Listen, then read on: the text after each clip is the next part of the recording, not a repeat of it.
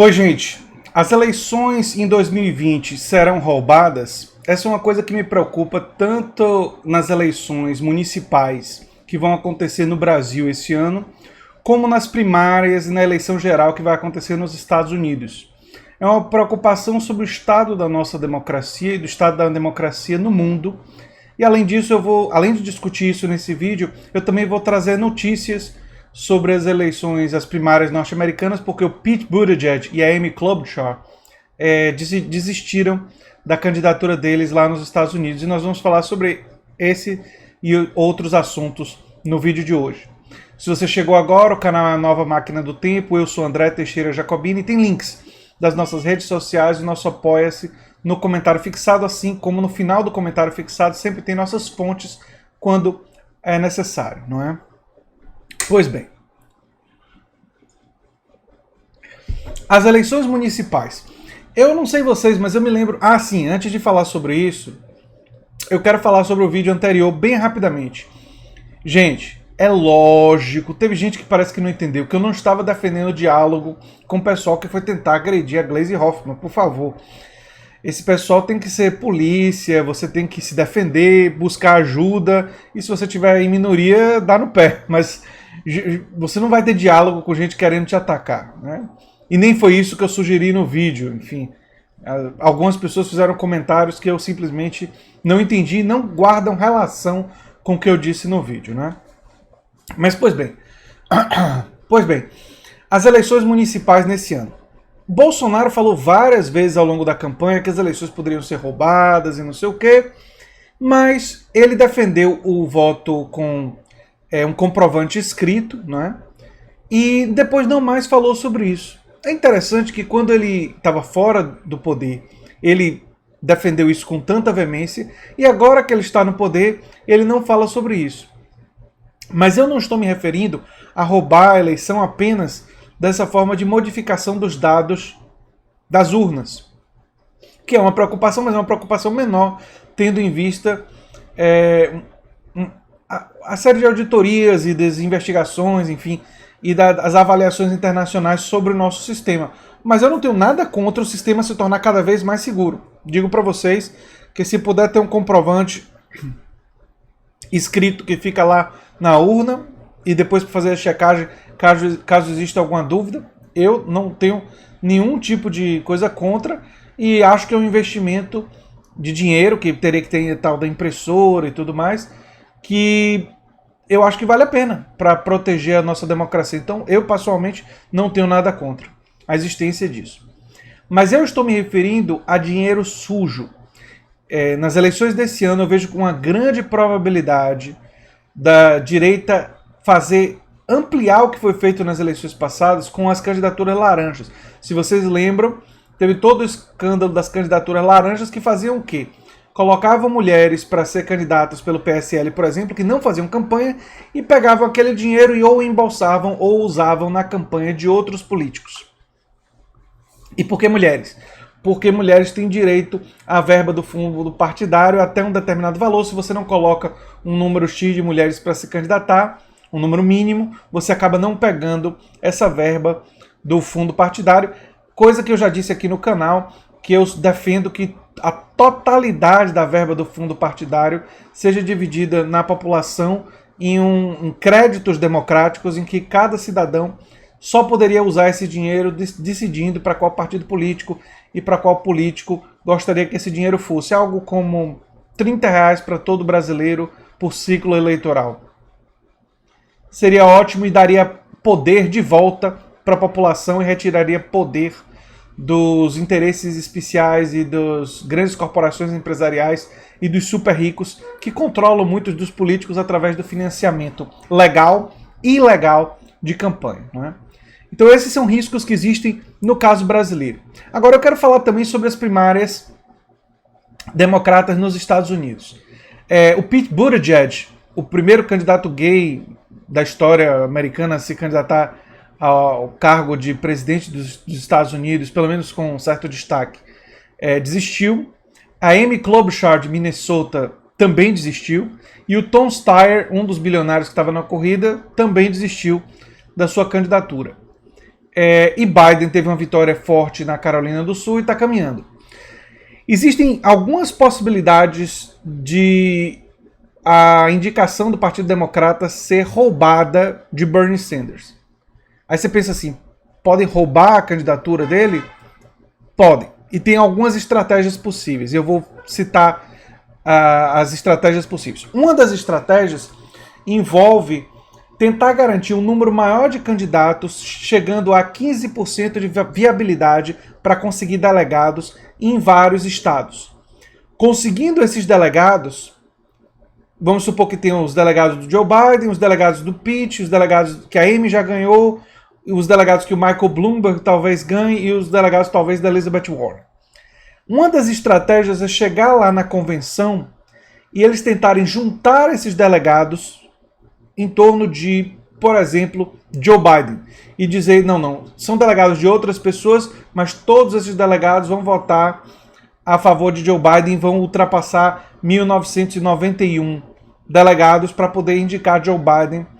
Aí mesmo que Bernie Sanders chegue com a maioria dos delegados, essa estratégia poderia levar Joe Biden a ser indicado com menos votos e com menos delegados dele, mas somando com os delegados dos outros que apoiariam ele. Uma outra estratégia é terminar a votação na primeira ballot, né, na primeira votação que eles têm, que são duas votações, a primeira e a segunda, e aí na primeira votação não chegar a uma maioria, ninguém chegar a 1991, e aí na segunda votação vem os superdelegados, gente indicada pela burocracia do partido, e esse pessoal ignorar a vontade do povo, ignorar quem tem mais delegados, que provavelmente será Bernie Sanders, a gente não tem certeza, isso não aconteceu ainda, mas provavelmente será Bernie Sanders, eles ignorarem a vontade popular e colocarem um cara como Joe Biden para ser o candidato democrata. Se o Partido Democrata faz isso, bem, Donald Trump está eleito, praticamente eleito naquele dia, você pode meio que já esquecer a eleição geral, e o Partido Democrata entra numa espécie de guerra civil interna. Isso também é uma outra certeza, porque os apoiadores de Bernie Sanders não vão aceitar uma coisa como essa passivamente. Né? Então são duas estratégias que podem ser utilizadas para negar Bernie Sanders, mesmo que ele consiga mais votos, mesmo que ele consiga a maioria dos delegados. Porque para você ser o indicado democrata, você não basta ter a maioria, você não basta ter mais do que os outros. Você tem que ter a maioria geral, ou seja, você tem que ter 50% mais um do número total de delegados, ou seja, você precisa ter 1991 delegados na convenção para poder ser indicado como candidato dos democratas.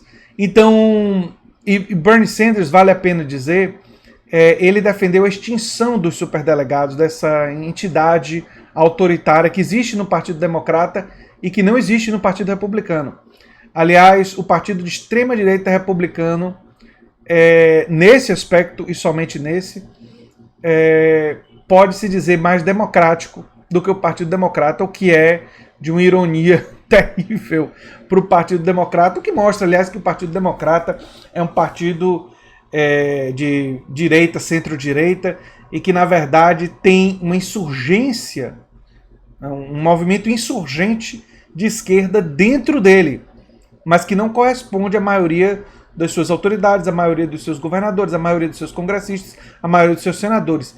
Na verdade, corresponde a um anseio de uma base popular muito bem organizada, que defende direitos sociais, que defende o estado de bem-estar social, que defende progressividade na tributação, que defende políticas ambientais diferentes. Então, fica muito claro que existem aí várias estratégias, e a saída do Pete Buttigieg e a saída da Amy Klobuchar, e Amy Klobuchar vai endossar Joe Biden, são saídas estratégicas para tentar fortalecer a candidatura de Joe Biden.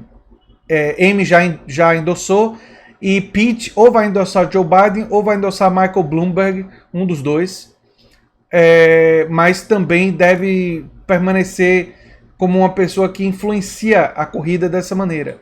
Esse pessoal não vai indicar Bernie. E, na verdade, esse processo todo foi muito decepcionante em relação a Elizabeth Warren. Elizabeth Warren era uma outra força progressista no Senado, ela foi importante no combate aos excessos de Wall Street, dos bancos e tudo mais, mas é lamentável reconhecer que quando a coisa apertou em 2016 e agora em 2020, ela aceitou fazer o papel do establishment, né, contra Bernie Sanders. Inclusive, eu acho que Bernie não deve, que se Bernie conseguisse ser o indicado do Partido Democrata, ele não deve escolher Elizabeth Warren como vice dele, porque se vocês quiserem saber, o nome que eu gostaria que ele escolhesse seria ou Nina Turner ou Barbara Lee. Os dois nomes assim que eu gosto para Bernie Sanders como vice são duas mulheres negras retadas. A Barbara Lee cometeu aquele erro de endossar Kamala Harris para a presidência, mas as duas da Califórnia e tal, eu até entendo. Mas o histórico pregresso de Barbara Lee é muito, muito, muito bom. Então, e ela tem também, como uma pessoa que votou contra a guerra no Afeganistão, um histórico na política externa muito, muito bom. E seria uma escolha brilhante do Bernie Sanders se ele chegar a ser o candidato democrata. Devo dizer que amanhã à noite eu vou fazer uma live. Vou fazer propaganda dessa live em outros vídeos, mas vou fazer uma live amanhã à noite para acompanhar os resultados da Super Tuesday e vamos ver de fato o que é que vai acontecer.